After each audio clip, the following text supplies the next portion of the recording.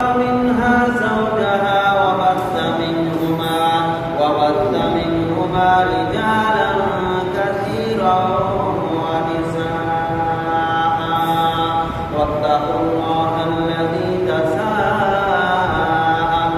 به والأرحام إن الله كان عليكم رقيبا يا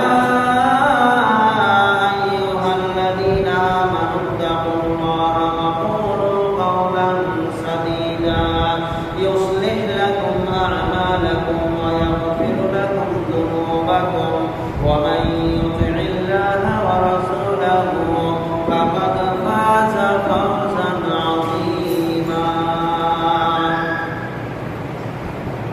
بعد أعوذ بالله من الشيطان الرجيم ومن آياته الليل والنهار والشمس والقمر لا تسجدوا للشمس ولا للقمر واسجدوا لله الذي خلقهن إن كنتم إياه تعبدون وقال الله سبحانه وتعالى أعوذ بالله من الشيطان الرجيم وإن يمسسك الله بضر فلا كاشف له إلا هو وإن يمسسك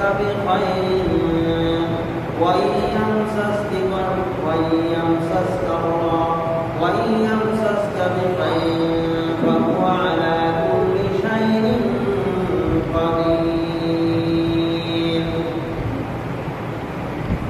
সমস্ত তারিফ হামদসানা সে মহান রব্বুল আলামিনের দরবারে যার অশেষ মেহেরবানিতে সালাতুল জুমা আদায় করার জন্য একটি শর্ত করে আবার আমরা উপস্থিত হতে পেরেছি যে আল্লাহ সুবহানাহু ওয়া তাআলা আমাদেরকে তৌফিক দান করেছেন তার শুকরিয়া জ্ঞাপনার্থে বলছি আলহামদুলিল্লাহ।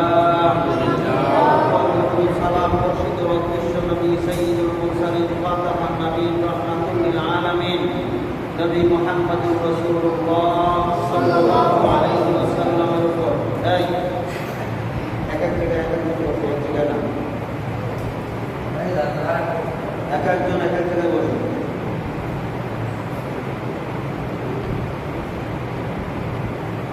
আজকে জুমার সংক্ষিপ্ত সময়ের আলোচনার বিষয় হচ্ছে পীর ও মাজার কেন্দ্রিক পাপ সমূহ। পীর ও মাজার কেন্দ্রিক যে সকল পাপ সংঘটিত হয় সে সম্পর্কে নির্ধারিত সময়ের মধ্যে কোরআন এবং সহিহ হাদিসের আলোকে গুরুত্বপূর্ণ কিছু কথা বলার মাধ্যমে খুতবার পরিসমাপ্তি টানবো ইনশাআল্লাহ। ওয়া তাওফীকি ইল্লা বিল্লাহ আলাইহি তাওয়াক্কালতু ওয়া ইলাইহি উনীব রব্বি ইশরাহ লি সাদরি ওয়া ইয়াসসির লি আমরি ওয়াহলুল উকদাতাম মিন লিসানি ইয়াফকাহু কওলি। সম্মানিত উপস্থিতি, গত সপ্তাহের সর্বশেষ আলোচনা ছিল আল্লাহকে বাদ দিয়ে যারা অন্যকে সেজদা করে তাদের সম্পর্কে। আল্লাহকে বাদ দিয়ে যারা পীরকে সেজদা করে, আল্লাহকে বাদ দিয়ে যারা মাজারকে সেজদা করে, আল্লাহকে বাদ দিয়ে যারা মূর্তিকে সেজদা করে, আল্লাহকে বাদ দিয়ে অন্যের সামনে যারা মাথা নত করে, এরা প্রত্যেকেই আল্লাহর হক অন্যকে প্রদান করার মাধ্যমে মুশরিক হয়ে যায় নাউযুবিল্লাহ। এবং সবচেয়ে বড় শিরকে লিপ্ত হয় যারা আল্লাহর জন্য সেজদা না করে অন্যের সামনে নিজের মাথাকে নত করে যায়। মুসলিম জাতি, ইমানদার ব্যক্তি তথা আল্লাহ তাআলা যে আমাদেরকে এই মানুষকে সৃষ্টি করেছেন, এদেরকে এমন বৈশিষ্ট্য গুণ দিয়ে সৃষ্টি করেছেন যে এরা আল্লাহ ছাড়া আর কারো সামনে মাথা নত করবে না। এরা হচ্ছে সর্বোত্তম জাতি, মানুষ হচ্ছে সর্বোত্তম জাতি। এদের এই সর্বোচ্চ মর্যাদাকে ধরে রাখার জন্য দুনিয়ার কোনো কিছুর সামনে এরা মাথা নত করবে না। মাথা একমাত্র নত করবে মহান প্রতিপালক আল্লাহর সামনে। যখন তারা আল্লাহর সামনে মাথা নত করবে, আল্লাহ তাআলা দুনিয়ায় এদের মর্যাদা সর্বোচ্চে রাখবেন।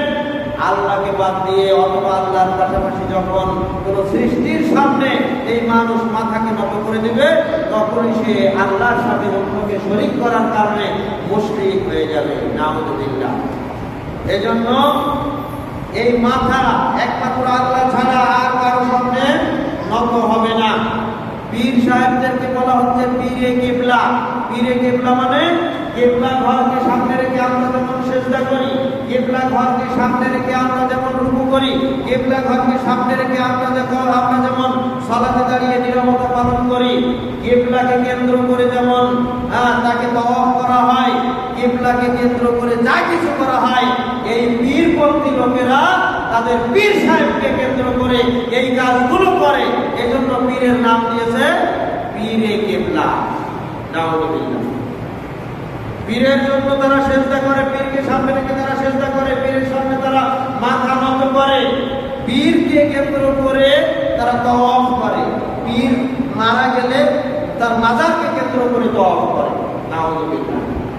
এই সব হচ্ছে আল্লাহর জন্য যে ইবাদত উদ্দেশ্য ছিল, এগুলি তারা পীরকে দেওয়ার কারণে তারা সবচেয়ে বড় মুশরিক, সবচেয়ে বড় মুশরিক, বড় শিরক করার অপরাধ। নাউযুবিল্লাহ। শিরকের ভয়াবহ পরিণতি সম্পর্কে পরবর্তীতে আরো কয়েকবার পরে আলোচনা আসবে। এখন আমরা পীর এবং মাজার কেন্দ্রিক যে সকল অপরাধ রয়েছে, যে সকল পাপ রয়েছে, সেগুলি নিয়ে আলোচনা করছে। আল্লাহ তাআলা বলেছেন, ইয়া আইয়ুহাল্লাযীনা আমানু, হে ঈমানদারগণ, আমানু কাউ, তোমরা আল্লাহর সামনে রুকু করো। আমানুল কাউ, আল্লাহর জন্য রুকু করো। ওয়াসজুদু, এবং আল্লাহর জন্য সেজদা করো। ওয়াবুদু রব্বাকুম, এবং তোমাদের প্রতিপালকের ইবাদত করো। আল্লাহ তোমার প্রতিপালকের রুকু করো, প্রতিপালকের সামনে মাথা নত করো, প্রতিপালকের জন্য সেজদা করো, সর্বোচ্চ নত প্রতিপালকের সামনে হও। এবং ওয়াবুদু রব্বাকুম, তোমরা তোমাদের প্রতিপালকের দাসত্ব গোলামি করো। তাহলে আল্লাহর দাসত্ব গোলামি করার সর্বোচ্চ মাধ্যম হচ্ছে তার সামনে নত করে দেওয়া, তার জন্য রুকু করা, তার জন্য সেজদা করা, তার জন্য সালাত আদায় করা। সুবহানাল্লাহ। কিন্তু এটা আল্লাহর জন্য না করে যারা অন্য কোনো কিছুর সামনে করে, তারাই হচ্ছে আল্লাহর সাথে শরীক স্থাপনকারী। আল্লাহর পাশাপাশি অন্যদেরকেও তারা সমান যোগ্যতা, ক্ষমতার অধিকারী মনে করে। নাউযুবিল্লাহ। অন্যান্য ধর্ম অবলম্বীরা, বিশেষ করে হিন্দু ধর্মের লোকেরা, তাদের 33 কোটি দেবতা আছে। অর্থাৎ যাদের কাছ থেকে তারা একটু উপকার পায়, তার সামনে তারা মাথা নত করে, তার সামনে তারা নম করে, তার সামনে তারা মাথা ঝুঁকিয়ে দেয়। আর বেশি ক্ষমতা সম্পন্ন যাকে মনে করে, তার সামনে তারা রুকু করে সেজদা করে। এজন্যই তারা তাদের মূর্তির সামনে সেজদা করে। মূর্তিকে সবচাইতে বেশি শক্তিশালী, ক্ষমতাশীল মনে করে। এজন্য তারা মূর্তির সামনে সেজদা পর্যন্ত করে। নাউযুবিল্লাহ। হিন্দুদের 33 কোটি দেবতা আছে, অর্থাৎ যাদের কাছ থেকে সামান্য একটু উপকার তারা পায়, তার সামনে তারা নত হয়। কিন্তু মুসলমানদের নীতি হচ্ছে, যে দুনিয়ার যার কাছ থেকে যত উপকার তারা পাক না কেন, যার কাছ থেকে যত কল্যাণ হাসিল করুক না কেন, তার কাছে মুসলমানেরা মাথা নত করবে না। মুসলমানেরা একমাত্র আল্লাহর সামনে মাথা নত করবে। এই জন্যই মুসলমানেরা হচ্ছে সর্বোত্তম জাতি, সর্বশ্রেষ্ঠ জাতি। শুধু তাই নয়, মানুষের মধ্যে যারা আল্লাহকে বাদ দিয়ে আল্লাহর সৃষ্টির সামনে নত করে, তাদেরকে আল্লাহ তাআলা বলছেন, এই যে তোমরা চন্দ্রকে সেজদা করো, সূর্যকে সেজদা করো, এই গাছগাছালিকে সেজদা করো, এই পাহাড়কে সেজদা করো, এই আল্লাহর সৃষ্টি যখন দেখে তোমরা মুগ্ধ হয়ে যে সেজদা করো, এই সেজদা তোমাদেরকে আল্লাহ তাআলা এগুলিকে করতে নিষেধ করছেন। এক শ্রেণীর মানুষেরা মনে করে এই সৃষ্টিগুলি এত শক্তিশালী, ক্ষমতা সম্পন্ন সৃষ্টি, এই চন্দ্রের কত ক্ষমতা রয়েছে, এই চন্দ্রের মাধ্যমে আমরা কত উপকার লাভ করি, এই সূর্যের কত ক্ষমতা রয়েছে, এই সূর্য থেকে আমরা কত উপকৃত হই, কত উপকার লাভ করি। তাছাড়া এই সূর্যের কত ক্ষমতা রয়েছে সারা দুনিয়াকে যে আলোকিত করে, এই চন্দ্রের কত ক্ষমতা রয়েছে সারা দুনিয়াকে যে রাত্রিতে আলোকিত করে। এই চন্দ্র সূর্যের এত ক্ষমতা, এত পাওয়ার, অবশ্যই তার সামনে আমাকে নত হওয়া উচিত। এই ভেবে এক শ্রেণীর মানুষেরা যখন চন্দ্র সূর্যকে সেজদা করা শুরু করে দিল, আল্লাহ তাআলা ঘোষণা করলেন, ওয়া মিন আয়াতিহিল লাইলু ওয়ান নাহার ওয়াশ ওয়াশ-শামসু ওয়াল-কামার, এই যে আল্লাহর সৃষ্টি তোমরা দেখতে পাচ্ছ, আল্লাহ তাআলা তোমাদের জন্য সৃষ্টি করেছেন। আল্লাহ তাআলা যত সৃষ্টি তিনি সৃষ্টি করেছেন এগুলি হচ্ছে আল্লাহর ক্ষমতার নিদর্শন, আল্লাহর শক্তির নিদর্শন। আল্লাহ মহামহিমান্বিত, সম্মানিত, ক্ষমতার অধিকারী, সর্বোচ্চ ক্ষমতার অধিকারী, তার একটা প্রমাণ। ওয়ামিন আয়াতিহিল লাইল, এটা এই রাত হচ্ছে তার ক্ষমতার নিদর্শন। ওয়ান নাহার, এই দিন হচ্ছে তার ক্ষমতার শক্তির নিদর্শন। ওয়াশ-শামস, এই সূর্য হচ্ছে আল্লাহর শক্তির নিদর্শন। ওয়াল কামার, এই চন্দ্র হচ্ছে আল্লাহর ক্ষমতার, আল্লাহর শক্তির নিদর্শন। এগুলি দেখে তোমরা এগুলির সামনে নত হবে না, এগুলির সৃষ্টি তিনি করেছেন তার সামনে নত হও। লা তাসজুদু লিশ-শামসি ওয়ালা লিল-কামার, তোমরা সূর্যকে সিজদা করো না, চন্দ্রকে সিজদা করো না, সূর্যকে সিজদা করো না। ওয়াসজুদু লিল্লাহ, তোমরা ওই আল্লাহকে সিজদা করো, ওই আল্লাহর সামনে নত হও। আল্লাযী খালাকাহুন্না, এই বিশাল সৃষ্টি জগতে যত বড় বড় সৃষ্টি তোমরা দেখতে পাচ্ছ, এই সব কিছুর যিনি স্রষ্টা, সব কিছু যিনি সৃষ্টি করেছেন, তোমরা সেই আল্লাহর সিজদা করো। সুবহান, সেই আল্লাহকে ভুলে দিও না, আল্লাহকে বাদ দিয়ে অন্যকে সিজদা করো না, আল্লাহকে সিজদা করো। আসলে তারা এগুলিকে সিজদা করে, এরা মনে করছে যে এগুলিকে সিজদা করলে এগুলি এরা মানা আকুহুমিল্লাহ লিউকাররিবুনা ইলাল্লাহি যুলফা, এগুলির আমরা ইবাদত এজন্য করি, এগুলির সিজদা আমরা এজন্য করি, এগুলির সামনে মাথা নত এজন্য আমরা করি যে এই সৃষ্টিগুলি আমাদেরকে আল্লাহর নিকটে পৌঁছে দেবে, আল্লাহর কাছে আমাদের জন্য সুপারিশ করবে, আল্লাহর জন্য, আল্লাহর নিকটে আমাদের জন্য তারা পরকালে মুক্তির ব্যবস্থা করে দেবে, আল্লাহর নিকটবর্তী করে দেবে, তাই আমরা করি। কিন্তু আল্লাহ তাআলা নিষেধ করছেন, না, আল্লাহর সাথে সম্পর্ক করার জন্য তোমাদের কারো মাধ্যম প্রয়োজন নাই, ওসিলার প্রয়োজন নাই। ওসিলা মাধ্যম সম্পর্কে পরবর্তী সময় আলোচনা করার চেষ্টা করবো ইনশাআল্লাহ। ওসিলা এবং মাধ্যম ধরার কোনো প্রয়োজন নাই, আল্লাহর সাথে সম্পর্ক তৈরি করতে হবে, সরাসরি সম্পর্ক, বান্দা এবং আল্লাহর সাথে সম্পর্ক হবে সরাসরি সম্পর্ক। সুবহান, দুনিয়ার কোনো কিছুর সামনে মাথা নত হবে না। বিশ্বনবী মুহাম্মদুর রাসূলুল্লাহ সাল্লাল্লাহু আলাইহি ওয়াসাল্লাম হচ্ছে এই দুনিয়ার সর্বশ্রেষ্ঠ ব্যক্তি, এই দুনিয়ার সবচেয়ে সম্মানী ব্যক্তি, এই দুনিয়ার ভিতরে সবচেয়ে বড় ব্যক্তি হচ্ছেন, সব সৃষ্টি জগতের মধ্যে সবচেয়ে শ্রেষ্ঠ ব্যক্তি হচ্ছেন নবী মুহাম্মদুর রাসূলুল্লাহ সাল্লাল্লাহু আলাইহি ওয়াসাল্লাম। এই কথা জানার পরে সাহাবীদের অনেকেই মনে করলো যে আল্লাহর নবীকে আল্লাহ তাআলা এত মর্যাদা, এত সম্মান দান করেছেন, তাহলে তার সামনে অন্তত আমাদেরকে একটু মাথা নত করা উচিত, তার সামনে একটু সিজদা করা উচিত। এই জন্য আল্লাহর নবীকে সাহাবীরা বললেন, হে আল্লাহর নবী, আমরা একটু আপনাকে যদি সিজদা করতে পারতাম তাহলে আমাদের অন্তরটা একটু প্রশান্তি লাভ করতো, আমরা নিজেদেরকে ধন্য মনে করতাম।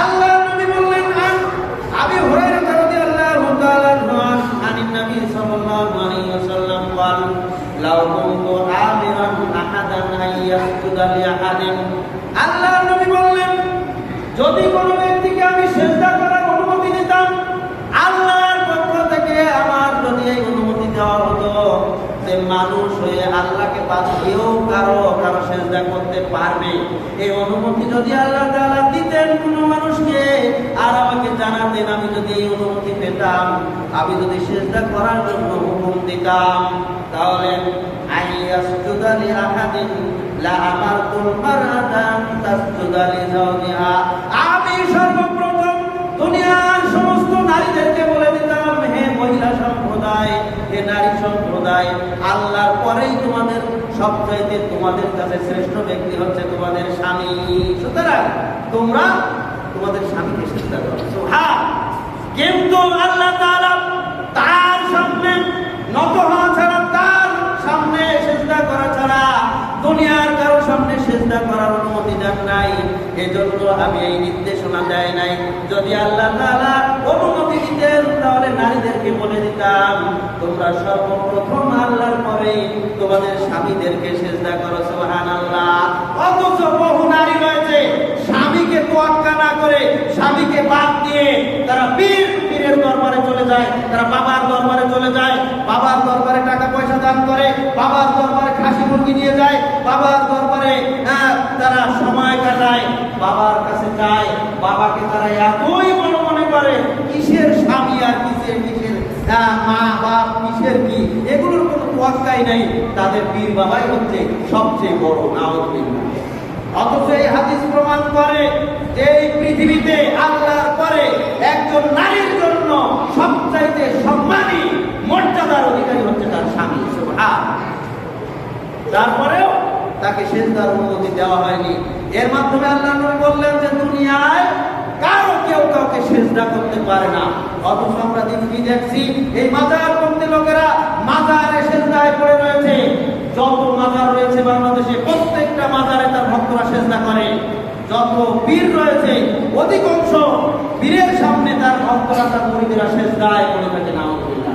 এবং তারা দলিল দিচ্ছে এটা নাকি তাজিমি সেজদা, এটা নাকি সম্মানের সেজদা। নাউযুবিল্লাহ। সম্মানিত উপস্থিতি, সেজদা একমাত্র আল্লাহর জন্য হবে। আল্লাহ তাআলা বলেন ওয়া আন্নাল মাসাজিদা লিল্লাহ, নিশ্চয়ই সেজদা শুধুমাত্র আল্লাহর জন্য হবে। ওয়া আন্নাল মাসাজিদা লিল্লাহি ফালা তাদউ মা'আল্লাহি আহাদা, সকল প্রকার সেজদা, যত সেজদা রয়েছে সেজদা হবে শুধুমাত্র আল্লাহর জন্য। ফালা তাদউ, সুতরাং তোমরা আহ্বান করো না মা'আল্লাহি আহাদা, আল্লাহকে বাদ দিয়ে অন্যকে ডাকার মাধ্যমে আল্লাহর সাথে শরীক স্থাপন করো না। আল্লাহকে বাদ দিয়ে অন্যকে সেজদা করো না। আল্লাহকে বাদ দিয়ে অন্যের কাছে যেও না। আল্লাহকে বাদ দিয়ে অন্যকে ডেকো না, আল্লাহকে ডাকো। সুবহানাল্লাহ। সকল সেজদার মালিক হচ্ছেন একমাত্র আল্লাহ তাআলা। সম্মানিত উপস্থিতি, সেজদা হবে কেবলমাত্র আল্লাহর জন্য। আল্লাহ ছাড়া অন্যের সামনে মাথা নত হবে না। আমরা যখন জানাজার সালাত আদায় করি, জানাজার সামনে একটা লাশ থাকে, এই জন্য জানাজার সালাতে কি রুকু সেজদা আছে? রুকু সেজদা নাই। জানাজার সালাতে রুকু সেজদা নাই কেন? যত প্রকার সালাত রয়েছে, ফরজ সালাত, নফল সালাত, যত প্রকার সালাত রয়েছে সকল সালাতে সেজদা রয়েছে, একমাত্র জানাজার সালাতে সেজদা নাই। কারণ কি? জানাজার সালাতে সেজদা নাই, রুকু নাই, একটাই মাত্র কারণ, আমরা জানাজার সালাত যখন আদায় করি তখন আমরা কাবার দিকে মুখ করে আল্লাহর জন্য দাঁড়াইলেও আমাদের সামনে একজন মৃত ব্যক্তি থাকে, মরা লাশ থাকে। এই লাশের যাতে সেজদা না হয়, লাশের জন্য যেন রুকু না হয়, লাশের সামনে যেন মাথা না হয়, এজন্য আল্লাহ তাআলা জানাজার সালাতের জন্য রুকু সেজদার ব্যবস্থা রাখেন নাই। সুবহানাল্লাহ। লাশের সামনে মাথা নত হবে না। আর এই পীরপন্থী মাজারপন্থীরা জীবিত মৃত ব্যক্তির সামনে মাথা নত দূরের কথা, রুকু সেজদা দিয়ে পড়ে থাকে। নাউযুবিল্লাহ। সম্মানিত উপস্থিতি, আল্লাহর সামনে ছাড়া অন্যের সামনে মাথা নত হবে না। সুতরাং পীরে কেবলা যারা বলে, যারা বিশ্বাস করে, যারা মৌখিক ভাবে বলে পীরে কেবলা এবং পীরে কেবলা বিশ্বাস করে, পীরকে কেন্দ্র করে, এই পীর মরা পীর জাতা পীরকে কেন্দ্র করে যারা চিন্তা করে, এরা হচ্ছে বড় মুশরিক। এরা এই অবস্থায় বিনা তওবায় মারা যায়, তাহলে চিরজীবনের জন্য এদের জন্য জাহান্নাম। নাউযুবিল্লাহ। আল্লাহ তাআলা আমাদেরকে হেফাজত করুন। দ্বিতীয় কথা হচ্ছে পীর বাবা। আমরা পীর বাবা বলে থাকি। ছেলের জন্য পীর বাবা, পিতার জন্য পীর বাবা, দাদার জন্য পীর বাবা, মায়ের জন্য পীর বাবা, বোনের জন্য পীর বাবা, খালার জন্য পীর বাবা, সবার জন্য পীর বাবা। যত পীর তত বাবা। পীর হলো ইসমাইলি পীর, পীর হলো বেশুমার, সবার জন্য বাবা। কারোর জন্য অন্য কোনো সম্পর্ক নাই। পীর বাবা। নাউযুবিল্লাহ। এই পীর বাবা, এই নামটাই অত্যন্ত জঘন্যতম একটা নাম। মুসলিম জাতির আদি পিতা হচ্ছেন হযরত আদম আলাইহিস সালাম। মুসলিম জাতির পিতা হচ্ছে মিল্লাত আবিকুম ইব্রাহিম। আল্লাহ তাআলা বলেন তোমাদের জাতিগত পিতা হচ্ছে ইব্রাহিম আলাইহিস সালাম। 3 নম্বরে হচ্ছে তোমাদের যারা জন্মদান করেছেন, এই জন্মদাতা পিতা। প্রত্যেক মানুষের, প্রত্যেক মুসলিমের জন্য এই 3 জন পিতা রয়েছে। এটা রাসূল সাল্লাল্লাহু আলাইহি ওয়াসাল্লাম নিজেই বলে গিয়েছেন যে আমার আদি পিতা হচ্ছেন আদম আলাইহিস সালাম, কারণ তার থেকে আমরা সমস্ত দুনিয়ার মানুষ সৃষ্টি হয়েছি তার মাধ্যমে। আর মুসলিম মিল্লাতের পিতা পিতা হচ্ছে ইব্রাহিম আলাইহিস সালাম। এটা হচ্ছে ইব্রাহিম আলাইহিস সালামের মর্যাদা দান করেছেন আল্লাহ তাআলা এই পৃথিবীতে, এজন্য তাকে পিতা বলেছেন। এটা আল্লাহর নবী বলেছেন, আল্লাহর পক্ষ থেকে এই স্বীকৃতি দেওয়া হয়েছে। তাই 3 নম্বর পিতা হচ্ছে প্রত্যেক ব্যক্তিকে যে ব্যক্তি জন্ম দিয়েছেন তিনি হচ্ছেন তার পিতা। এছাড়া কোনো মানুষের এই 3 পিতার বাইরে কোনো পিতা নাই। কিন্তু আমাদের মধ্যে বহু পিতা আছে না নাই? অনেক পিতা রয়েছে। যেমন পীর বাবা, বাবা রয়েছে, এটা তো বললামই পীর বাবা। পীর বাবার পরেও আরো কিছু বাবা আছে। উকিল বাবা আছে না নাই? ধর্ম বাবা আছে না নাই? ধর্ম পিতা, পালক পিতা আছে না নাই? পালক পিতা, উকিল বাবা, ধর্ম বাবা। তারপরে এরকম ধরনের কিছু বাবা রয়েছে যেই বাবার সাথে আদেও এ শরীয়ত অনুমোদন করে না।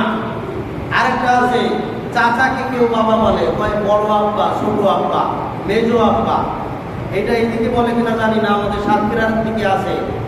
চাচাকে বাবা বলে, বড় আব্বা, ছোট আব্বা, ছোট চাচা, বড় চাচা, এই চাচাকে বাবা বলা হয়। এই ধরনের যত বাবা রয়েছে এগুলি সবই হচ্ছে শরীয়ত বহির্ভূত বাবা। বিশেষ করে আমাদের সমাজে বিয়ের ক্ষেত্রে যে উকিল বাবা বানানো হয়, এটা জঘন্যতম শরীয়ত বিরোধী বাবা। এই বাবার কোনো অস্তিত্ব শরীয়তে নাই, অনুমোদনও নাই। বরং এই বাবা যারা বানিয়েছে, এই বাবা বানানোর কারণে তাদের সাথে আত্মীয়তার সম্পর্ক করার কারণে নিজেদের আত্মীয়তার সাথে সম্পর্ক ছিন্ন হয়ে যায়। নিজেদের আত্মীয়দের সাথে বহু ক্ষেত্রে তাদের খবর নেওয়ারও প্রয়োজন মনে করে না, কিন্তু উকিল বাবার সাথে মধুর সম্পর্ক গড়ে ওঠে। শুধু তাই নয়, উকিল বাবা যদি যুবক হয়, উকিল বাবা যদি একটু বয়স কম হয়, তাহলে এর সাথে এই মেয়ের সম্পর্ক তৈরি হতে হতে জঘন্য পর্যায়ে পর্যন্ত পৌঁছে যায়। এরকম ঘটনা বাংলাদেশে এক দুই নয়, একাধিক ঘটেছে, তার প্রমাণ রয়েছে বহু। নাও এই উকিল বাবা এত জঘন্য পর্যায়ে নিয়ে যায় মানুষদেরকে। সবচেয়ে বড় কথা হলো যে উকিল বাবা নামে শরীয়তের কোনো অস্তিত্ব ভিত্তি নাই। প্রথম বলেছি পীর বাবা, এর যেমন কোনো অস্তিত্ব ভিত্তি নাই। দ্বিতীয়ত কথা হচ্ছে উকিল বাবা, এর কোনো ভিত্তি নাই, শরীয়তে কোনো অস্তিত্ব নাই। তৃতীয় নম্বরে যদি কোনো ব্যক্তিকে ধর্মবাপ বলে ডাকে, ধর্মীয় বাপ বলে ডাকে, তাহলে এর কোনো ভিত্তি নাই, এর কোনো অনুমোদন নাই। চতুর্থত কোনো ব্যক্তি যদি তার কোনো একটা সন্তান পালে, তার কোনো সন্তান হয়নি, এই সন্তান পালার কারণে তাদেরকে মা বাবা ডাকে, এটাও শরীয়ত অনুমোদন করে নাই। বরং এই সব বাবাকে কঠিনভাবে নিষেধ করার মাধ্যমে রাসূল সাল্লাল্লাহু আলাইহি ওয়াসাল্লাম বিভিন্নভাবে সতর্ক করেছেন, সাবধান করেছেন যে এই ধরনের বাবার সম্পর্ক থেকে তোমরা বিরত রাখো। নিজের জন্মদাতা পিতাকে মর্যাদা কম দেওয়া যদি হয়, অথবা তাদেরকে যদি অস্বীকৃতি জানানো হয় এই সমস্ত বাবার সাথে সম্পর্ক পাতানোর কারণে, তাহলে জঘন্য হারাম কাজে তারা লিপ্ত হলো, পাপে লিপ্ত হলো। এই সম্পর্কে কয়েকটি হাদিস আপনাদের সামনে পেশ করতে চাই। 1 নম্বর সহিহ বুখারী 6766 নম্বর হাদিস, আন সাদ রাদিয়াল্লাহু তাআলা আনহু قال سمعت النبي صلى الله عليه وسلم يقول من أدى إلى غير أبيه وهو يعلم। সাদ রাদিয়াল্লাহু তাআলা আনহু বলেন, আমি রাসূল সাল্লাল্লাহু আলাইহি ওয়াসাল্লামকে বলতে শুনেছি, যে ব্যক্তি তার নিজের পিতা ছাড়া অন্যকে পিতা বলল, ওহুয়া ইয়ালাম, জেনে শুনে, সে জানে যে আমার পিতা রয়েছে, তারপরে অন্যকে পিতা বলল, পীর সাহেবকে পিতা বলল, উকিলকে বাবা বলল, ধর্ম বাবা পাতিয়ে তাকে বাবা বলল, অথবা কোনো পালিত লোককে বাবা বলল, পালন করেছে তাই তাকে বাবা বলল। এই ধরনের যত বাবা রয়েছে, এই বাবা নিজের বাবা সে নয়, সে জানে, তারপর জেনে শুনে বলল। আল্লাহর নবী বলছেন, আন্নাহু গায়রা বিহি বিল জান্নাহ, অন্যকে বাবা বলার কারণে বিল জান্নাতি আলাইহি হারাম, এই ব্যক্তির জন্য জান্নাত হারাম। নাউযুবিল্লাহ, এই ব্যক্তির জন্য জান্নাত হারাম। নাউযুবিল্লাহ, আপনাকে পালন করেছে যেই ব্যক্তি, তাকে তো অহরহ আপনি বাবা ডাকতেছেন, জি না, তাকে বাবা বলা যাবে না। সম্পর্কে দেখেন আল্লাহ সুবহানাহু ওয়া তাআলা সূরা আহজাবের 5 নম্বর আয়াতে কি বলছেন? আল্লাহ তাআলা বলছেন, আদউহুম লিআবাইহিম ওয়া আকসাতু ইনদাল্লাহ,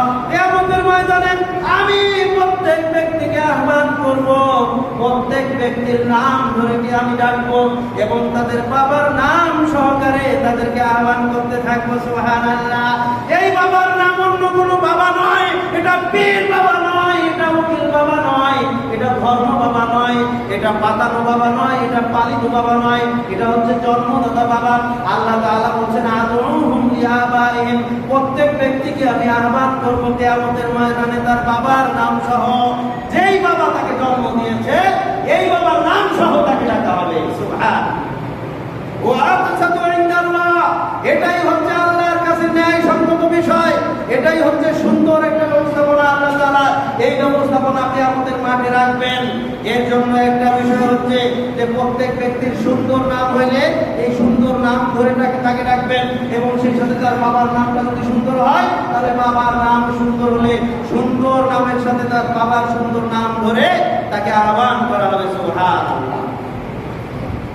এরপরে আল্লাহ তাআলা বলেন ফাইল্লাম তাআলামু আবাউহুম, তোমরা তোমাদের বাবাদের বিষয়ে যদি না জানো, অর্থাৎ তোমার বাবাকে তুমি জানো না, নিশ্চিত না এটা তোমার বাবা কি বাবা না, তুমি হয়তো ভূমিষ্ঠ হয়েছে যে সময়, সে সময় তোমার বাবা নাই, তোমাকে আর একজন লালন পালন করেছে। পালিত পিতা যদি অনুমোদন থাকতো তাহলে যায়েদ রাদিয়াল্লাহু তাআলা আল্লাহর নবীকে বাবা ডাকতেন, কিন্তু যেহেতু অনুমোদন নাই সেহেতু আল্লাহর নবী তাকে পালন করলেও তাকে বাবা বলেন নাই। বলতে চেয়েছিলেন, আল্লাহর নবী তাকে নিষেধ করেছেন যে না, আমি কি তোমার বাবা নাকি? তোমার বাবা তো একজন আছে, তোমার জন্ম তোমার আমি দেই নাই, জন্ম দিয়েছে একজন, তাই সেই হবে তোমার বাবা। আমি কিসের বাবা? আমি তোমার বাবা নই। আল্লাহর নবী সরাসরি নিষেধ করেছেন যায়েদ রাদিয়াল্লাহু তাআলা আনহু, আপনি সন্তান পালন করেছেন আর সে আপনাকে বাবা ডাকতেছে, কি সুন্দর, আপনার সন্তান নাকি সে? এটা শরীয়ত অনুমোদন করে নাই।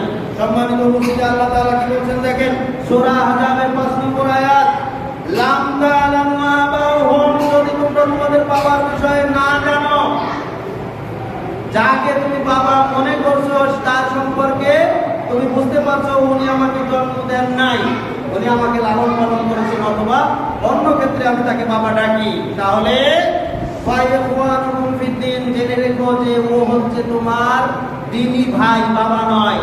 এক মুসলমান আর এক মুসলমানের সাথে সম্পর্ক হচ্ছে ভাই ভাই সম্পর্ক, হোক সে ছোট আর তার ওই যে তার সাথে যার সাথে সম্পর্ক তার সে বৃদ্ধ হোক, তারপরেও এই ছোট বাচ্চার সাথে বৃদ্ধ লোকের সম্পর্ক ভাই ভাই সম্পর্ক। এটা আল্লাহ তাআলা বলছেন সূরা আহজাবের 21 নম্বর 5 নম্বর আয়াত, ফাইখওয়ানুকুম ফিদ্দিন, তাদের সাথে সম্পর্ক হচ্ছে তোমাদের দ্বীনি ভাইয়ের সম্পর্ক, ওয়া মাওয়ালিকুম, এবং তোমাদের বন্ধু, তাদের সাথে তোমাদের সম্পর্ক হচ্ছে দ্বীনি ভাইয়ের সম্পর্ক।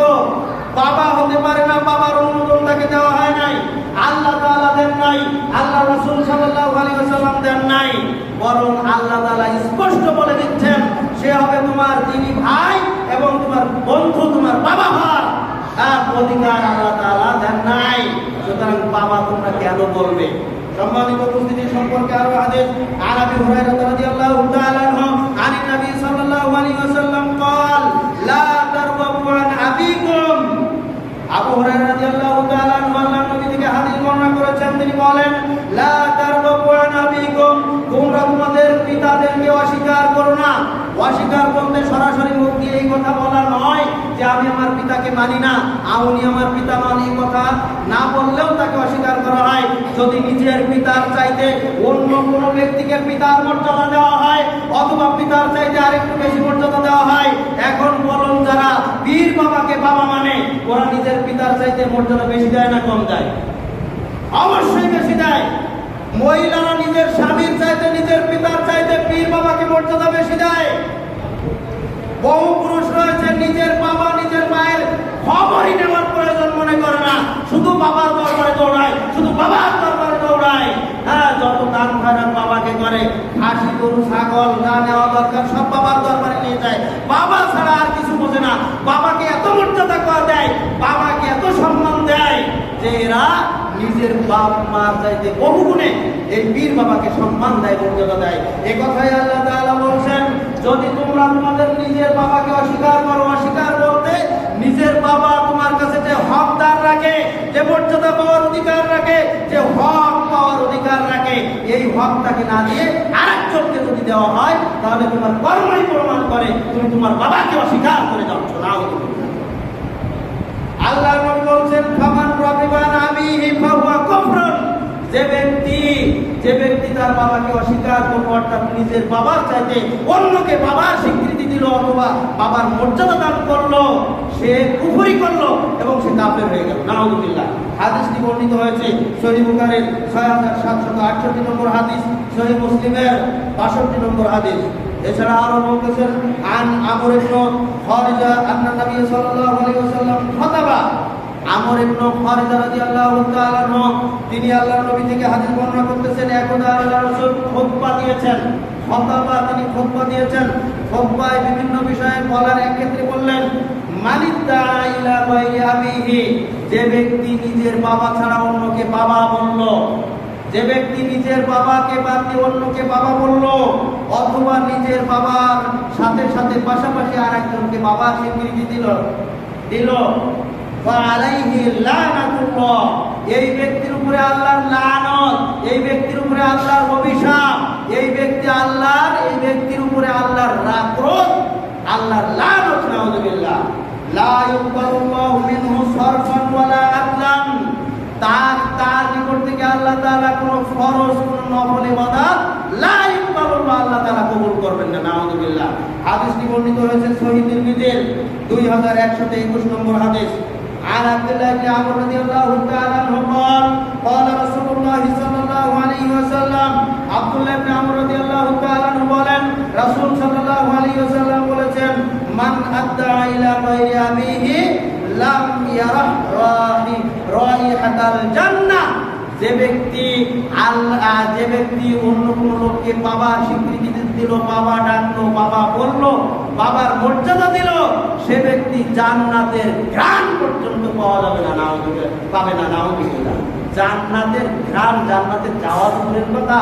এক হাদিসে বলা হয়েছে তার জন্য জান্নাত হারাম, আর এক হাদিসে বলা হয়েছে সে কাফের হয়ে গেল, আর এক হাদিসে বলা হয়েছে তার উপরে আল্লাহর লানত, আল্লাহর গজব, আর এই হাদিসে বলা হয়েছে সে জান্নাতের ঘ্রাণও পাবে না। জান্নাতে যাওয়া তো বহু দূরের কথা। নাউযুবিল্লাহ।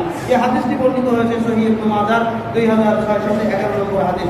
সম্মানিত উপস্থিতি, তাহলে এই হাদিসগুলি এবং সূরা আহজাবের 5 নম্বর আয়াত প্রমাণ করে নিজের জন্মদাতা পিতা ছাড়া অন্য কাউকে পিতা ডাকা যাবে না, পিতার মর্যাদা দেওয়া যাবে না।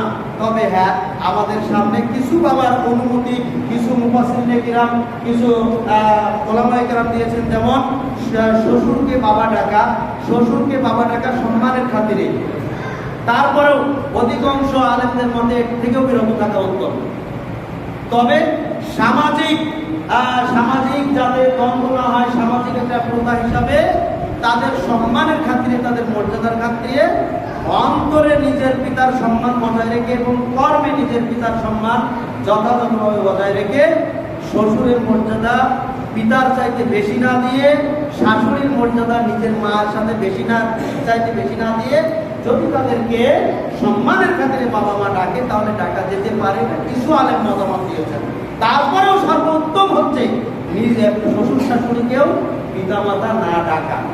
সম্মানিত উপস্থিতি, সুতরাং আমরা এটা ডাইরেক্ট না করবো না, তবে অনুমতি যেহেতু কিছু আলেম গবেষক দিয়েছেন, আমরা ওই পর্যায়ে দেব। কিন্তু আমাদের আমাদের সমাজের এক শ্রেণীর যুবক রয়েছে, এক শ্রেণীর কুলাঙ্গার রয়েছে, তারা নিজের পিতা মাতার দিকে ফিরেও তাকায় না, অথচ শ্বশুর শাশুড়িকে পিতার চাইতে বহুগুণে মর্যাদা দেয়। নাউযুবিল্লাহ। সরাসরি জঘন্য অপরাধীরা। এবং এই যে প্রত্যেকটা দলিল, প্রত্যেকটা হাদিসের আলোকে এরা প্রত্যেকটা অপরাধী। যদি কোনো ব্যক্তি নিজের পিতাকে, নিজের শ্বশুর, নিজের মাকে মায়ের মর্যাদা না দিয়ে অথবা কম মর্যাদা দিয়ে শ্বশুরকে শাশুড়িকে বেশি মর্যাদা দেয়, বেশি সম্মানের পাত্র মনে করে, এরা এই প্রত্যেকটা অপরাধী। নাউযুবিল্লাহ। আল্লাহ তাআলা আমাদেরকে হেফাজত করুন। সম্মানিত উপস্থিতি, তাহলে বোঝা যাচ্ছে পীর বাবা বলতে বাবার কোনো অস্তিত্ব শরীয়তে নাই, বরং পীর বাবা যারা বলে এরা জঘন্য অপরাধী রয়েছে। এরপরে পীরদেরকে বলা হয় পীরানে পীর। পীরানে পীর মানে পীরের সন্তান পীর। পীরানে পীর, তারপরে দস্তগীর। প্রত্যেকটা পীরকে বলা হয় পীরানে পীর, দস্তগীর, সুলতানে জামানা, কওমে রহমানা, আল্লাহ রাসূল পাকের ইশক মুবারকের সূর্য, দিন দুনিয়ার রহমত, আশিকের নয়নমণি, মাহবুবে খুদা, বিভিন্ন ধরনের পদের কোনো অভাব নাই। অসংখ্য পদ, মানে পীরে কিবলা, পীরে বাবা, অসংখ্য পদ তাদের রয়েছে। এই সকল পদের মধ্যে একটা পদ রয়েছে কি? দস্তগীর। দস্তগীর শব্দের অর্থ হচ্ছে আল্লাহর হাত পাকড়াওকারী, এবং এ সম্পর্কে জঘন্য একটা ইতিহাস রয়েছে এবং জঘন্য একটা আকীদা রয়েছে। এই দস্তগীর যারা বলে, দস্তগীর যারা বিশ্বাস করে, তাদের পীর সাহেবকে দস্তগীর হিসাবে সম্বোধন করে, এরা আল্লাহকে ছোট করে তাদের পীর সাহেবকে বড় করে, নাউযুবিল্লাহ। এবং দস্তগীরের ইতিহাস হচ্ছে আব্দুল কাদের জিলানী রহমাতুল্লাহ আলাইহি ছিলেন নাকি সবচেয়ে বড় পীর। যদিও আব্দুল কাদের জিলানী ছিলেন একজন বড় মাপের একজন আলেম, উচ্চতরের আলেম। দেখুন তার কিতাব বুনিয়াতুত তালেবিন পড়ে, বুনিয়াতুত তালেবিনের ভিতরে আকীদাগত যে বিষয় রয়েছে, এই আকীদাগত বিষয়ে তিনি চরমভাবে এগুলির বিরোধিতা করেছেন। অথচ এই পীরপন্থীরা আব্দুল কাদের জিলানীর এই সমস্ত বইপত্র তো পড়ে না, তার আকীদা সম্পর্কে তারা মানেও না, বিশ্বাস করে না, বরং তাকে মুখে মুখে উঁচু এই স্থানে বসিয়েছে। এবং তারা বলে আব্দুল কাদের জিলানী ছিলেন সবথেকে বড় দস্তগীর। দস্তগীর মানে একদা আব্দুল কাদের জিলানী রহমাতুল্লাহ আলাইহি তিনি আল্লাহর সাথে বিলীন হয়ে গিয়েছিলেন, আকাশে অদৃশ্য হয়ে গিয়েছিলেন, অদৃশ্য হয়ে আল্লাহর সাথে আল্লাহর হাত ধরে হাঁটতেছিলেন। হাঁটতে হাঁটতে হঠাৎ করে আল্লাহ তাআলা, আসলে এই সমস্ত কথা আমাদের মুখ দিয়ে বলাটাও আমরা অপরাধ মনে করি, যেটা যে আকীদা তারা পোষণ করে, আল্লাহর হাত ধরে নাকি হাঁটতে হাঁটতে আল্লাহ তাআলা হোঁচট খেয়ে পড়ে গিয়েছিলেন। নাউযুবিল্লাহ।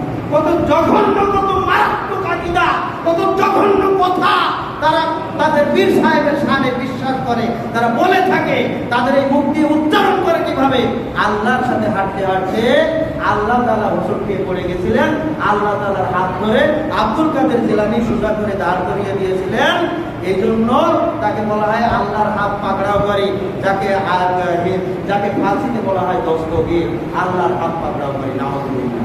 সম্মানিত উপস্থিতি, এই জন্য প্রত্যেক পীরের মুরিদেরা তার পীরকে এই আকীদায় মানে বিশ্বাস করে, তার পীরও নাকি আল্লাহর সাথে এইভাবে চলে এবং আল্লাহর হাত পাকড়াওকারী, আল্লাহকে এইভাবে বাঁচায়। নাউযুবিল্লাহ। অর্থাৎ আল্লাহর চাইতে তার পীর সাহেব বেশি বড়। আস্তাগফিরুল্লাহ। নাউযুবিল্লাহ। শুধু তাই নয়, তা পীর সাহেবদেরকে বলা হয় গাউসুল আজম। গাউসুল আজম বাবা মাইজ ভান্ডারী, গাউসুল আজম বড় পীর আব্দুল কাদের জিলানী, গাউসুল আজম বাবা শাহজালাল, গাউসুল আজম বিভিন্ন পীরের নামে গাউসুল আজম বলা হয়। গাউসুল আজম শব্দের অর্থ কি? গাউস মানে হচ্ছে সাহায্যকারী। গাউসুল মানে সাহায্যকারী, আর আজম মানে হচ্ছে সবচেয়ে বড়। সবচেয়ে বড় সাহায্যকারী কে? সবচেয়ে বড় সাহায্যকারী কে? আল্লাহ। কিন্তু এই শ্রেণীর মানুষেরা তাদের পীর সাহেবকে বলে থাকে গাউসুল আজম, সবচেয়ে বড় সাহায্যকারী। নাউযুবিল্লাহ। গাউসুল আজম শব্দের গাউস শব্দের আরো হয় ত্রাণকর্তা। সবচেয়ে বড় ত্রাণকর্তা কে? গাউসুল আজম শব্দের আরো অর্থ হয় রক্ষাকর্তা। সবচেয়ে বড় রক্ষাকর্তা কে? গাউসুল আজম বলতে তারা বোঝায় সবচেয়ে বড় সাহায্যকারী, সবচেয়ে বড় ত্রাণকর্তা, সবচেয়ে বড় রক্ষাকর্তা হচ্ছেন তাদের পীর বাবা। নাউযুবিল্লাহ। অথচ এটা হচ্ছে একমাত্র আল্লাহর জন্য প্রযোজ্য, কিন্তু এরা আল্লাহ তাআলাকে ছোট করে তারা তাদের পীর সাহেবকে আল্লাহর চাইতে বড় করতে চায়। নাউযুবিল্লাহ। এই জন্য গাউসুল আজমের এটাও অত্যন্ত মারাত্মক একটি বিশ্বাস, আকীদা। গাউসুল আজম এ সম্পর্কেও একটা ইতিহাস রয়েছে যে একদা আব্দুল কাদের জিলানী রহমাতুল্লাহ আলাইহির এক ভক্ত কবরে যখন মুনকার নাকিরের প্রশ্নের জবাবে আটকে গেলেন, মুনকার নাকির প্রশ্ন করছিল কিন্তু তিনি জবাব দিতে পারলেন না। সেই সময় কবরে তিনি মনে মনে সেই সময় দোয়া করে আব্দুল কাদের জিলানীকে স্মরণ করে বললেন, বাবা তুমি আমাকে উদ্ধার করো, আমাকে বাঁচাও, আমি তো বিপদগ্রস্ত, আমি তো প্রশ্নের জবাব দিতে পারছি না। আব্দুল কাদের জিলানীর কথা স্মরণ করার সাথে সাথে আব্দুল কাদের জিলানী তার কবরে ঢুকে গেলেন। কবরে ঢুকে গিয়ে এবার ফেরেশতাদের হাত থেকে খাতা টেনে নিলেন, নিয়ে ফেরেশতাদেরকে ধমক দিয়ে বললেন, তোমরা জানো না এই ব্যক্তি আমার ভক্ত, আমি আব্দুল কাদের, আমার ভক্ত এই ব্যক্তি, তোমরা জানো না এটা, কেন তাকে প্রশ্ন করে আটকাচ্ছ? এই কথা শুনে ফেরেশতারা হতবাক হয়ে গেল, নাউযুবিল্লাহ। এই জন্য আব্দুল কাদের জিলানীকে বলা হয় গাউসুল আজম, সবচেয়ে বড় সাহায্যকারী। তিনি দুনিয়াতে যেমন সাহায্য করেন, কবরেও সাহায্য করবেন, পুলসিরাতে সাহায্য করবেন, মিজানের পাল্লার সময় সাহায্য করবেন, জাহান্নাম থেকে উদ্ধার করবেন, তাকে জান্নাতে পরিত্রাণ দান করবেন। যদিও এই ব্যক্তি যতই অপরাধ করুক না কেন, যতই পাপের সাথে জড়িত হোক না কেন, যেহেতু সে পীরের মুরিদ, যেহেতু সে পীরের ভক্ত, যেহেতু সে আব্দুল কাদের জিলানীর ভক্ত, সুতরাং তার কোনো ভয় নাই, তাকে আব্দুল কাদের জিলানী উদ্ধার করবেনই। এই জন্য যারাই তাদের পীর সাহেবকে গাউসুল আজম বলে, প্রত্যেকের এই বিশ্বাস যে তাদের পীর সাহেব সমস্ত সমস্যা থেকে তাদেরকে বাঁচাবেনই বাঁচাবেন, নাউযুবিল্লাহ। তাই বলা হয় গাউসুল আজম। গাউসুল আজম শব্দের আরো অর্থ হচ্ছে যে সমস্ত বিপদ থেকে উদ্ধারকারী হচ্ছেন বাবা গাউসুল আজম। সমস্ত বিপদ থেকে উদ্ধারকারী, অকল্যাণের মালিক হচ্ছেন তাদের পীর বাবা। এই জন্যই তাকে গাউসুল আজম বলা হয়। অথচ আল্লাহ তাআলা বলছেন, বললাম আমলিকু লিনাফসি নাফআন ওয়ালা দাররা। হে নবী, আপনি মানুষদেরকে বলে দেন, লা আমলিকু, আমি মালিক নই, লিনাফসি, কোন ব্যক্তির জন্য, দাররা ওয়ালা নাফআ, তার কোনো ক্ষতি করার অথবা উপকার করার মালিক আমি নবীও রাখি না, আমি নবীও নই। প্রত্যেক ব্যক্তির উপকার করার এবং ক্ষতি করার মালিককে একমাত্র আল্লাহ তাআলা, কল্যাণ এবং অকল্যাণ করার মালিক একমাত্র আল্লাহ তাআলা। কিন্তু এরা মনে করে যে আমি যদি পীর সাহেবকে সম্মান শ্রদ্ধা না করে তাহলে তিনি আমাকে ক্ষতি করে দেবেন, নাউযুবিল্লাহ। কোন মুসলমানকে ক্ষতি করতে পারে না। ইসলামের শরীয়তে এরকম কোন নজির নাই। এক মুসলিম আর এক মুসলিমের ভাই কোনোভাবেই তাকে ক্ষতি সাধন করতে পারে না। আল্লাহর নবী বলেছেন, লা দারারা ওয়ালা দিরার, তোমরা নিজেদেরকেও ক্ষতি করো না, কোনো ব্যক্তিকেও ক্ষতি করো না। ছোট ক্ষতি বড় ক্ষতি কোনো ক্ষতি কারোর জন্য জায়েজ নাই। অথচ পীরের মুরিদরা মনে করে যদি আমরা পীর সাহেবকে খুশি না করতে পারি তাহলে আমাদের ক্ষতি করবে, আমাদের বিপদ ডেকে আনবে। এই জন্যই বহু ড্রাইভার যখন মাজার দেখে তখন গাড়ি থামিয়ে 10 টাকা, 20 টাকা, 50 টাকা, 100 টাকা সেখানে দান করে এবং এই বিশ্বাস দিয়ে করে, আমি যদি মাজারে কিছু না দেই তাহলে এই মাজারওয়ালা ব্যক্তি আমার গাড়ি অ্যাক্সিডেন্ট, দুর্ঘটনা ঘটিয়ে দিবে, নাউযুবিল্লাহ। কত জঘন্য আকীদা তাদের, নাউযুবিল্লাহ। এজন্যই এই মাজারগুলিতে অসংখ্য মানুষ দান করে, বেশিরভাগ মানুষ দান করে যে এই মাজারওয়ালা ব্যক্তি যেন আমার কোনো ক্ষতি না করে। এক নাম্বার উদ্দেশ্য, প্রথম উদ্দেশ্য হচ্ছে মাজারওয়ালা ব্যক্তি যেন আমার কোনো ক্ষতি না করে, নাউযুবিল্লাহ। অথচ উপকার এবং ক্ষতির মালিক একমাত্র আল্লাহ তাআলা। আল্লাহ তাআলা বলছেন, ওয়াইয়ামসাসকাল্লাহু বিদুররিন ফালা কাশিফা লাহু ইল্লা হু, যদি কোনো ব্যক্তির কোনো অকল্যাণ স্পর্শ করে, যদি কোনো লোক বিপদগ্রস্ত হয়ে যায়, যদি কোনো লোক কোনো সমস্যায় পড়ে যায়, তাহলে এই সমস্যা থেকে উদ্ধারকারী একমাত্র আল্লাহ। এই বিপদ থেকে উদ্ধারকারী হচ্ছেন একমাত্র আল্লাহ তাআলা। এই রোগ থেকে পরিত্রাণকারী একমাত্র আল্লাহ তাআলা। এই রোগ থেকে বাঁচানোর মালিক, এই রোগ থেকে সারানোর মালিক একমাত্র আল্লাহ তাআলা, সুবহানাল্লাহ। আল্লাহ ছাড়া কেউ তার এই অকল্যাণ দূর করতে পারে না, কেউ তাকে বাঁচাতে পারে না, কেউ তাকে সাহায্য করতে পারে না। এই কথা আল্লাহ তাআলা স্পষ্ট বলে দিয়েছেন, ওয়াইয়ামসাসকা বিখাইরিন, আবার যদি কেউ কল্যাণ প্রাপ্ত হয় তাহলে দুনিয়ার কোনো শক্তি, দুনিয়ার কোনো মানুষ, দুনিয়ার কোনো শাসক কেউ তার এই কল্যাণ থেকে একটু কল্যাণ ছিনিয়ে নিতে পারে না, যদি আল্লাহ তাআলা তাকে কল্যাণকামী করেন, সুবহানাল্লাহ। যদি আল্লাহ তাআলা কাউকে কিছু দেন, যদি আল্লাহ তাআলা কাউকে উপরে উঠাতে চান, যদি আল্লাহ তাআলা কাউকে সম্মানিত করতে চান, তাহলে আল্লাহ তাআলাই হচ্ছেন সর্বশক্তিমান। আল্লাহর এই শক্তির কাছে কেউ তার শক্তির থেকে কিছু ছিনিয়ে নিতে পারে না। সুতরাং দুনিয়ার কোনো ব্যক্তি, কোনো মাজারওয়ালা ব্যক্তি, কোনো পীর সাহেব আল্লাহর এই গুণে গুণান্বিত হতে পারে না। এই বিশ্বাস যারা করে তারা আল্লাহর সাথে বড় শিরকে লিপ্ত হয়ে রয়েছে, নাউযুবিল্লাহ। এরপরে পীর সাহেবরা বেঁচে থেকে যেমন তাদেরকে উপকার করে, তাদেরকে বাঁচায়, তাদেরকে বিভিন্নভাবে উদ্ধার করে, এই জন্য পীর সাহেবদেরকে তারা বেশি বেশি দান করে। ঠিক তেমনি ভাবে তাদের বিশ্বাস হচ্ছে এরা কখনো মরেও না, এরা মারাও যায় না। মৃত্যুর পরে তাদের রূহ নাকি দুনিয়ার চাইতে আরো বেশি শক্তিশালী হয়। এরা কবরে বসে বসে আরো বেশি মানুষের উপকার ক্ষতি করতে পারে না। এরা কবরে মারা যায় নাই, এজন্য এই দুনিয়াতে তারা বলে থাকে যে সবচাইতে বড় পীর আব্দুল কাদের জিলানী তো আছে, তার চাইতে বড় পীর হচ্ছেন রাসূল মুহাম্মদ সাল্লাল্লাহু আলাইহি সাল্লাম। তাকে তো নিচে ফেলানো যায় না, এই জন্য তাকেও তারা পীরের সবচেয়ে উচ্চ মর্যাদায় স্থান দিয়ে তারা বলে থাকে যে নবী সাল্লাল্লাহু আলাইহি সাল্লাম হচ্ছেন হায়াতুন নবী। হায়াতুন নবী, তিনি মৃত্যুবরণ করেন নাই। তিনি যেমন মৃত্যুবরণ করেন নাই, আব্দুল কাদের জিলানীও মৃত্যুবরণ করেন নাই।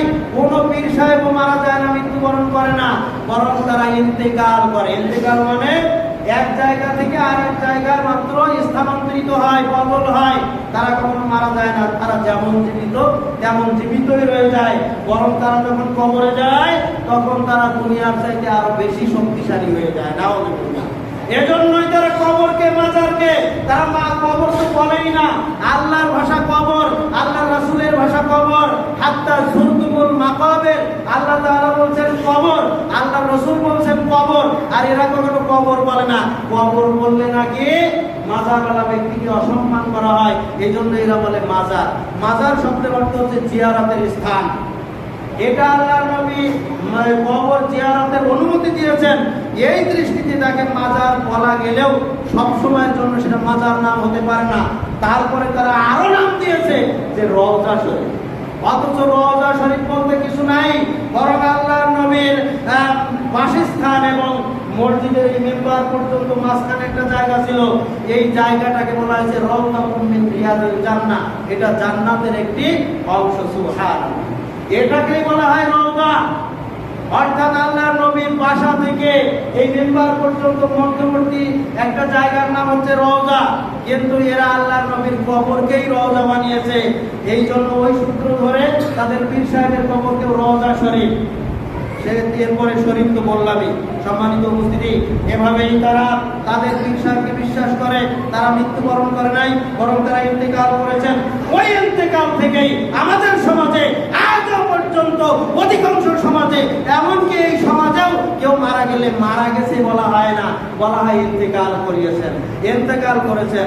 আরো সুন্দর করে বলা হয় ইন্তেকাল করিয়েছেন। নাউযুবিল্লাহ। এটা হচ্ছে সম্পূর্ণ ওই মাজারপন্থী বড় মুশরিকদের আকীদা।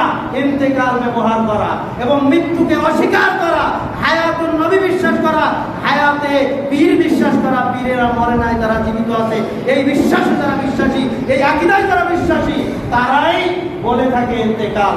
সুতরাং ইন্তেকাল শব্দ অবশ্যই পরিত্যাজ্য, এটা পরিত্যাগ করতে হবে। আল্লাহ তাআলা আমাদেরকে তৌফিক দান করুন, আমিন। সম্মানিত উপস্থিতি, এরা কবরে আরো বেশি শক্তিশালী, এজন্য মানুষের উপকার করে থাকে, খুব ক্ষতি করে থাকে। এজন্য 2003 সালে যখন ইরাকের উপরে ইঙ্গো মার্কিন থেকে হামলা শুরু করা হলো, তখন এই পীরপন্থীরা বলতে শুরু করলো এবার আমেরিকা এতদিন যা ভালো ছিল এবার ধ্বংস হয়ে যাবে। কারণ ওই ইরাকের বাগদাদে রয়েছে বড় পীর আব্দুল কাদের জিলানীর মাজার। ওই ইরাকের মধ্যে রয়েছে অনেক পীর বুজুর্গদের মাজার। এরা যদি অভিশাপ দেয়, এরা যদি ক্ষতি করে, তাহলে আমেরিকার কোনো অস্তিত্বই থাকবে না, তাদের অস্তিত্ব বিলীন হয়ে যাবে। অথচ এই আমেরিকা ইরাকের উপরে, সাদ্দামের উপরে এমন ভাবে মানে বোমা বিস্ফোরণ করা শুরু করলো। এই ইরাকের উপরে বিভিন্ন স্থাপনার উপরে এমন ভাবে বোমা বিস্ফোরণ শুরু করে দিল, একবারে পুরো ইরাককে ঝাঁঝরা বানিয়ে দিল। মাজারগুলিও, বহু মাজার গুলিয়ে গেল তাদের বোমার আঘাতে। ওই বড় পীর আব্দুল কাদের জিলানী সাহেব তো কিছুই করতে পারলেন না, কোনো মাজারওয়ালা কিছুই করতে পারলেন না। এরপরেও কি এই মাজারপন্থী ব্যক্তিদের বিশ্বাস কি একটু কমেছে? দেখেন আমাদের দেশের মাজাররাও বিশ্বাস করে। মাজারের উপরে যদি আক্রমণ করা হয়, মাজারের উপরে যদি কিছু করা হয়, তাহলে মাজারওয়ালা ব্যক্তিরা সহ্য করবে না, তার ক্ষতি হবেই হবে। মাজারওয়ালা ব্যক্তির অনেক ক্ষমতা রয়েছে, মাজারের আশেপাশে কোনো দুর্ঘটনা এই মাজারওয়ালা ব্যক্তি ঠেকিয়ে থাকে।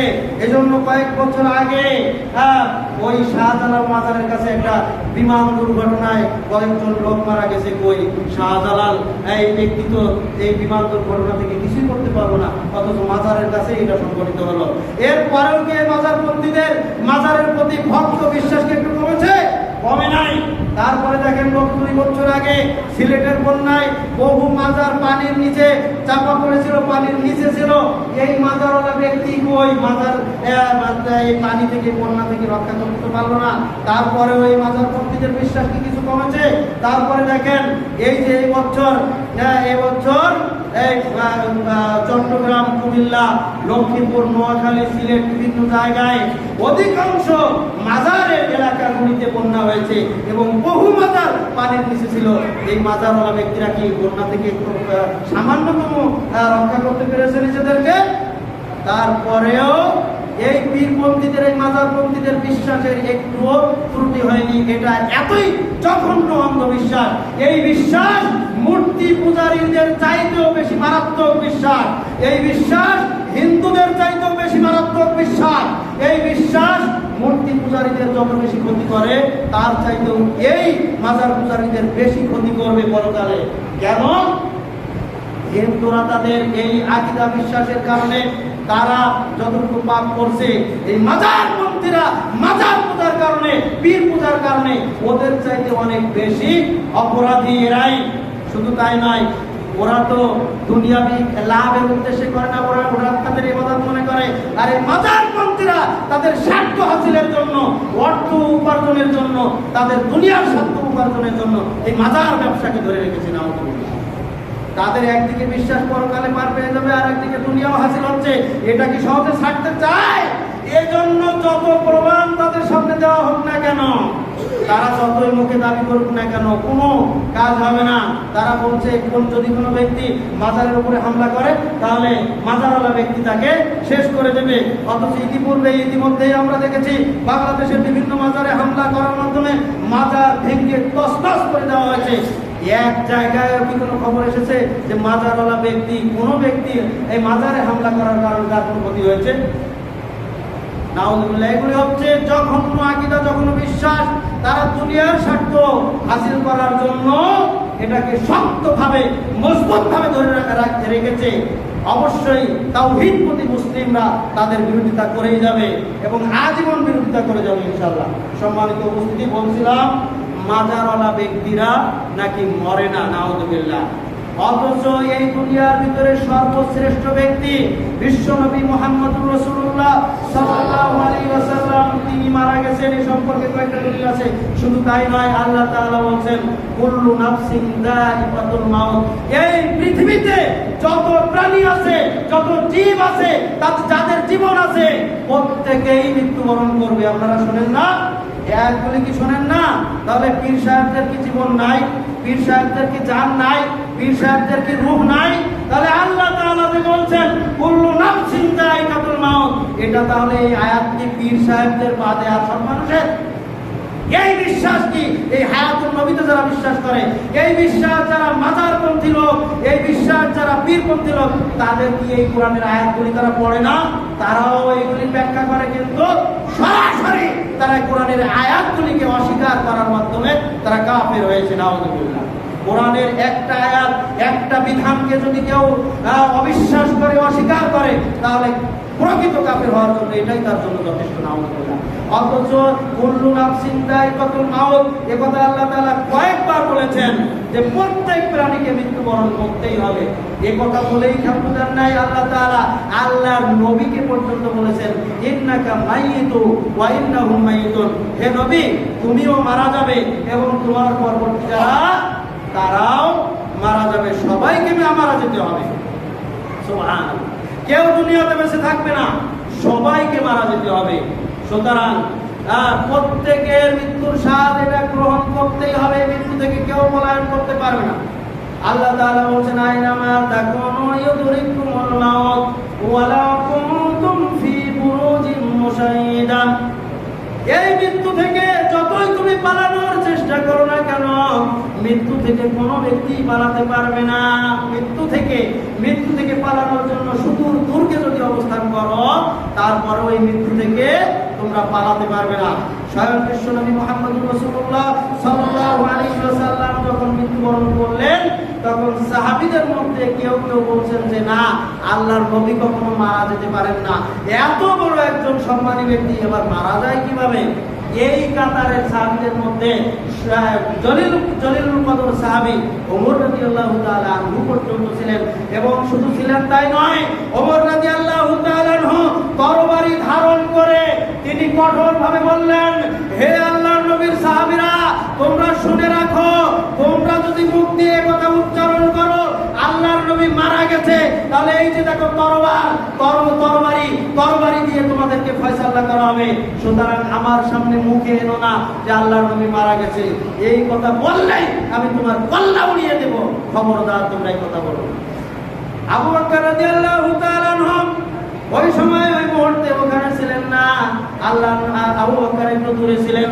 আবু বকর রাদিয়াল্লাহু তাআলা আনহুর কাছে যখন খবর পৌঁছে গেল আল্লাহর নবী দুনিয়া ছেড়ে চলে গিয়েছেন, এই খবর শোনার সাথে সাথে তিনি বাড়িতে চলে আসলেন, আল্লাহর নবীর গৃহে প্রবেশ করলেন। আয়েশার গৃহে প্রবেশ করার পরে দেখলেন আল্লাহর নবীকে কাপড় দিয়ে মুড়িয়ে দেওয়া হয়েছে, ঢেকে দেওয়া হয়েছে। আর আয়েশা রাদিয়াল্লাহু আবু বকর রাদিয়াল্লাহু তাআলা আনহু ওই ঘরে ঢোকার পরে এবার আল্লাহর নবীর চেহারা থেকে একটু কাপড়টা সরালেন।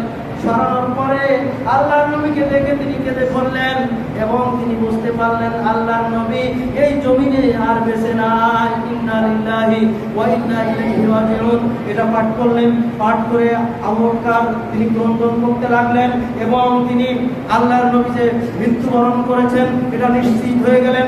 নিশ্চিত হয়ে আবার তার চেহারাটা ঢেকে দিলেন। ঢেকে দিয়ে তিনি এবার বের হলেন। বের হয়ে এবার এই উপস্থিত সাহাবীদেরকে ডাক দিলেন, যেখানে ওমর রাদিয়াল্লাহু তাআলা আনহু ছিলেন, যেখানে ওই সকল সাহাবীরাও ছিলেন যারা আল্লাহর নবীর মৃত্যুকে এখন বিশ্বাস করতে পারছেন না, যারা বলছিলেন আল্লাহর নবী মরে নাই। এদেরকে নিয়ে আবু বকর ডাক দিয়ে বললেন যে তিনি আল্লাহর প্রশংসা, আল্লাহর নবীর উপরে দরুদ পাঠ করে বক্তব্য দেওয়া শুরু করে তিনি বললেন যে হে উপস্থিত জনতা মণ্ডলী, হে আল্লাহর নবীর সাহাবীরা, মান কানা ইয়াবুদু মুহাম্মাদান, যে ব্যক্তি মুহাম্মদ সাল্লাল্লাহু আলাইহি ওয়াসাল্লামের আনুগত্য করে এসেছো, তোমরা জেনে রেখো ফাইন্না মুহাম্মাদান কদ মাত, মুহাম্মদ সাল্লাল্লাহু আলাইহি ওয়াসাল্লাম আর পৃথিবীতে জীবিত নাই, তিনি মৃত্যুবরণ করেছেন।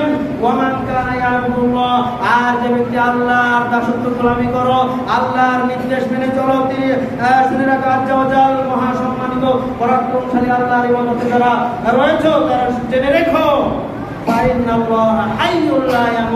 নিশ্চয়ই আল্লাহ তাআলা চিরঞ্জীব, তিনি কখনো মৃত্যুবরণ করবেন না। সুবহানাল্লাহ। আল্লাহু লা ইলাহা ইল্লা হুয়াল হাইয়ুল কাইয়ুম, আল্লাহ হচ্ছেন এমন সত্তা তিনি ছাড়া সত্য কোনো ইলাহ নাই। আল হাইয়ুম, তিনি চিরঞ্জীব। আল কাইয়ুম, তিনি চিরস্থায়ী, তিনি কখনো মৃত্যুবরণ করবেন না, তার কোনো ভয় বলতে কিছু নাই। সুবহানাল্লাহ। সম্মানিত উপস্থিতি, এভাবে বলার পরে আবু বকর রাদিয়াল্লাহু তাআলা আরো একটি আয়াত পাঠ করলেন, সূরা আলে ইমরানের একটি আয়াত, ওয়া মা মুহাম্মাদুন ইল্লা রাসূল, মুহাম্মদ সাল্লাল্লাহু আলাইহি সাল্লাম একজন রাসূল মাত্র। ওয়া মা মুহাম্মাদুন ইল্লা রাসূলুন কাদ খালাত মিন ক্বাবলিহি রাসূল, এভাবেই অনেক রাসূল তার পূর্বে গত হয়েছে। আফাই মাতা ওয়া কুতিলা, যদি তিনি মৃত্যুবরণ করেন অথবা যুদ্ধের ময়দানে নিহত হন, তাহলে কি তোমরা তার মৃত্যুকে অস্বীকার করে তোমাদের পূর্বের ধর্মে ফিরে যাবে? এভাবে যখন আয়াত পাঠ করলেন ওমরের চোখ দিয়ে পানি ঝরা শুরু হয়ে গেল। ওমর রাদিয়াল্লাহু তাআলা সাথে সাথে বললেন যে হে আবু বকর, আমি সাক্ষ্য দিয়ে বলছি আল্লাহর নবী আর বেঁচে নাই, আল্লাহর নবী মারা গেছেন। আমার এই মুহূর্তে মনে হচ্ছে এই আয়াত যে আল্লাহ তাআলা আরো আগেই নাযিল করেছেন, এই আয়াত যে আল্লাহর নবী আরো আগেই শুনিয়েছেন, এটা আমার মনেই ছিল না, এটা আমার মস্তিষ্কে ছিলই না। আমার মনে হচ্ছে যে এই আয়াতটি এখনই নাযিল হয়েছে, এই আয়াতটি এখনই নাযিল হয়েছে। আমার এখন বিশ্বাস হয়েছে যে আল্লাহর নবী মৃত্যুবরণ করেছেন। সুবহানাল্লাহ। আল্লাহর নবী মারা গেছেন, অথচ এই মাজার